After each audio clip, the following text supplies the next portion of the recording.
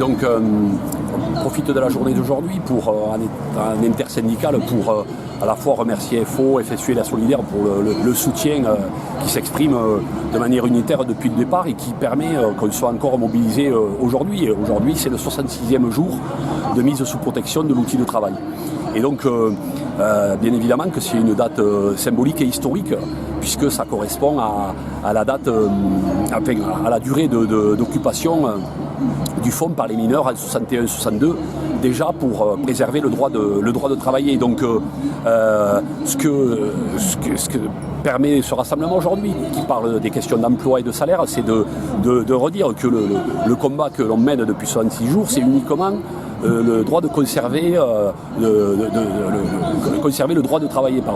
Donc c'est effectivement quelque chose d'important et c'est 66 jours, je l'ai dit tout à l'heure, avec beaucoup d'engagement, mais c'est 66 jours de partage, c'est 66 jours de lutte, 66 jours de conviction, 66 jours d'amitié, 66 jours de fierté et 66 jours qui permettent aux salariés de conserver leur dignité. Et c'est aussi 66 jours d'héroïsme des femmes et des hommes de cette boîte qui permet de faire en sorte qu'on peut conjuguer au présent, résister encore. Et donc c'est sur ces 66 jours, c'est pas une fin en soi, au contraire, c'est la poursuite d'un mouvement qui s'inscrit dans la durée et qui, dans l'unité la plus large, va se poursuivre les jours qui viennent avec uniquement, je le redis, le droit la possibilité de conserver le droit de travailler. Et ça, c'est ce qui guide notre lutte depuis autant de jours.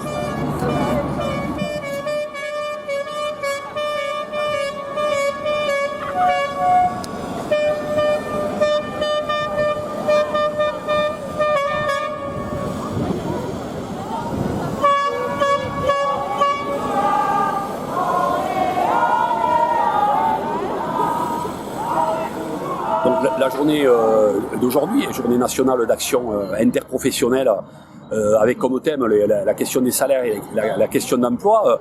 C'est que cette journée, elle permette au-delà de répondre aux attentes fortes de la population en termes de salaire et sur les questions d'emploi, c'est pouvoir inscrire dans la campagne présidentielle où on n'entend parler que de la crise sanitaire, les questions sociales. Et aujourd'hui, la première préoccupation des Français, c'est par exemple les questions de pouvoir d'achat. C'est la question de l'augmentation des salaires. Et donc, la mobilisation d'aujourd'hui à Rodez, mais comme partout en France, elle a cette volonté de faire en sorte que il puisse y avoir, dans le cadre du débat des présidentielles, un certain nombre de thèmes, autres que ceux qui sont portés aujourd'hui régulièrement par différents candidats. Et donc, la priorité, c'est bien de faire en sorte que notre pays, 6e puissance économique mondiale, puisse avoir des réponses concrètes en direction des 9 millions de citoyens qui vivent en dessous du seuil de pauvreté, de toutes ces femmes